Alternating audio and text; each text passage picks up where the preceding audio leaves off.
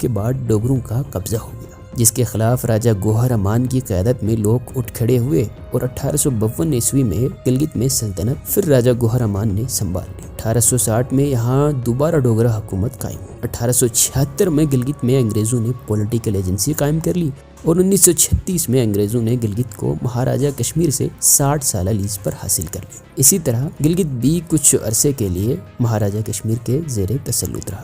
بغاوت کی بات کی جائے تو بلتستان میں شروع دن سے ہی ڈوگروں کے خلاف بغاوت کے لیے اندر ہی اندر لوا پکتا رہا اور ڈوگروں کے خلاف 1842 میں پہلی بغاوت ہوئی، لیکن یہ بغاوت اندرونی سازشوں کی وجہ سے ناکام ہوئی اور 1947 میں فیصلہ کن انداز میں بغاوت کی تحریک کو آگے بڑھایا۔ ادھر گلگت میں بھی ڈوگروں اور انگریزوں کے تسلط کو عوام نے دل سے تسلیم نہیں کیا تھا اور دلوں میں نفرتیں پروان چڑھتی رہی اور بالآخر 1 نومبر 1947 کو کرنل حسن خان اور مقامی ہیروز کی قیادت میں گلگت اسکاؤٹ نے ڈوگرا فوج کو شکست دی اور گلگت ایک بار پھر آزاد ہوا۔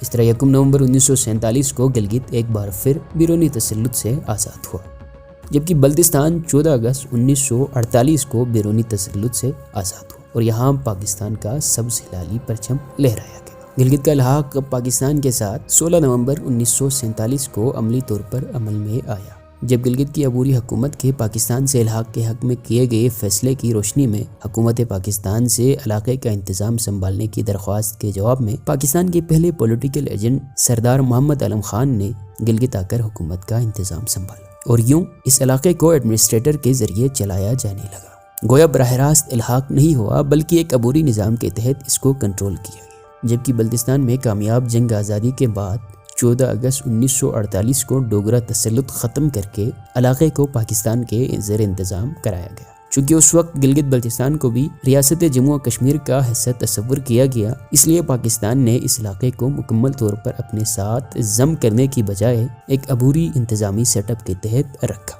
یوں یہاں کے عوام براہ راست پاکستان کے شہری نہ بن سکے اور نہ ہی بھارت کا حصہ رہے۔ یہی وجہ ہے کہ گلگت بلتستان نہ تو مکمل صوبہ بنا، نہ ہی کشمیر کی طرح اسمبلی یا آئینی حیثیت ملی۔ لیکن اس سب کے باوجود گلگت بلتستان کے عوام کا دل ہمیشہ پاکستان کے ساتھ دھڑکتا رہا۔ انہوں نے ہر موقع پر پاکستان کے لیے قربانیاں دیے، چاہے وہ 1947 کی جنگ ہو، 1965 کی جنگ ہو یا 1971 کی۔